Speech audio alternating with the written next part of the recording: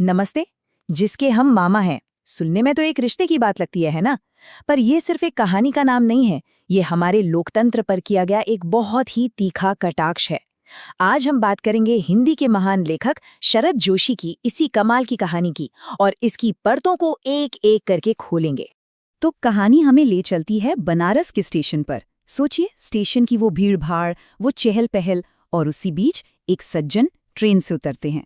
और बस यहीं से शुरू होती है एक ऐसी यात्रा जिसकी उन्होंने कल्पना भी नहीं की थी।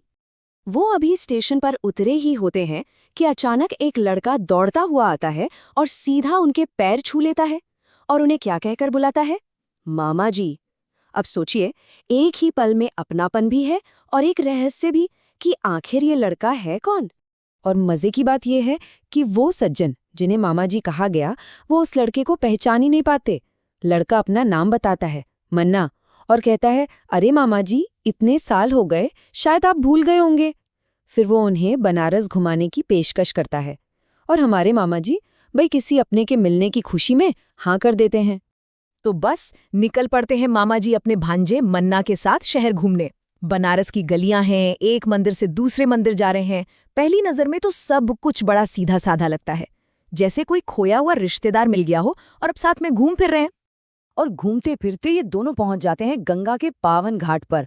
माहौल एकदम शांत, पवित्र, और यहीं कहानी में आने वाला है सबसे बड़ा, सबसे चौंकाने वाला ट्विस्ट। अब बनारस आए हैं तो गंगा में एक डुबकी तो बनती ही है ना? तो मामा जी ने भी पूरी श्रद्धा से डुबकी लगाई, हर हर गंगे का जयकारा भी लगाया। लेकिन जैसे ही वो पानी से बाहर निकले, सब कुछ बदल चुका था। उनके कपड़े, उनका सामान, सब कुछ गायब था। और कपड़ों सामान के साथ साथ वो लड़का मन्ना, वो भी गायब था। अब जरा उस सीन को इमेजिन कीजिए। मामा जी सिर्फ एक तौलिया लपेटे हुए हैं, घबराए हुए, परेशान, और बस चिल्ला रहे हैं, मन्ना, ए मन्ना। पर मन्ना तो कहीं था ही नहीं। उनकी बेचारगी देखिए। वो घाट पर हर आने जाने वाले से पूछ रहे हैं, क्यों भाई साहब, आपने मन्ना को देखा है? लोग पलटकर पूछते हैं, कौन मन्ना? और उनका जवाब क्या होता है? वही जिसके हम मामा हैं। ये लाइन इस कहानी की जान है। इसे जरा ध्यान में रखिएगा। तो अभी तक तो ये सिर्फ एक धोखे की कहानी लग रही है ना? लेकिन शरद जोशी सिर्फ कहानियां नहीं सुनाती थे, वो एक बहुत बड़े व्यंग्यकार थे। तो चलिए अब इस कहानी के असली मतलब को समझते हैं, क्योंकि ये कहानी असल में एक बहुत ही गहरा पॉलिटिकल सटायर, यानी एक राजनीतिक व्यंग्य है। देखिए, कहानी के जो किरदार हैं ना, वो असल में हमारे डेमोक्रेसी, हमारे लोकतंत्र के किरदारों को दिखाते हैं। जो मामा जी हैं, वो है हम और आप, यानी आम वोटर।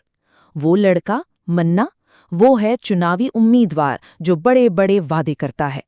गंगा में डुबकी लगाना, ये वोट डालने की पवित्र प्रक्रिया है। और वो जो सामान चोरी हो गया, वो क्या था?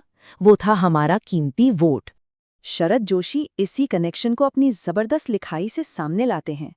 याद है वो लाइन, वही जिसके हम मामा हैं? अब उसे ऐसे देखिए, अरे वही जिसके हम वोटर हैं, वही जिसके हम मामा हैं। बस इस एक लाइन में वोटर की पूरी लाचारी और नेता का धोखा सब कुछ समाया हुआ है। तो फिर ये लोकतंत्र का मामा है कौन? ये असल में वो आम नागरिक है, वो वोटर है जिसके पास चुनाव से ठीक पहले बड़े आदर के साथ, बड़ी विनम्रता से आया जाता है। उसे खूब सम्मान मिलता है और फिर उसका कीमती वोट लेकर उसे अकेला छोड़ दिया जाता है। और इसका नतीजा ये कि वोटर अपनी समस्याओं के घाट पर अकेला खड़ा रह जाता है, बिल्कुल वैसे ही जैसे वो सज्जन सिर्फ एक तौलिया लपेटे गंगा किनारे खड़े थे। उसकी आवाज, उसकी दिक्कतें सब अनसुनी कर दी जाती हैं। क्यों? क्योंकि जिसने वादे किए थे वो तो वोट लेकर जा चुका है। और ये जो बेबसी है ना, ये 1-2 दिन की नहीं होती, ये चलती है पूरे 5 साल। अगले चुनाव तक वोटर बस इंतजार ही करता रह जाता है, उसी घाट पर, उसी हालत में। सोचिए, शरद जोशी ने ये कहानी दशकों पहले लिखी थी, लेकिन ऐसा लगता है जैसे आज की ही बात हो, है ना? और ये कहानी हमें एक बहुत जरूरी सवाल के साथ छोड़ जाती है। क्या ये कहानी अगले चुनाव में फिर से दोहराई जाएगी? इस पर सोचना वाकई बहुत जरूरी है।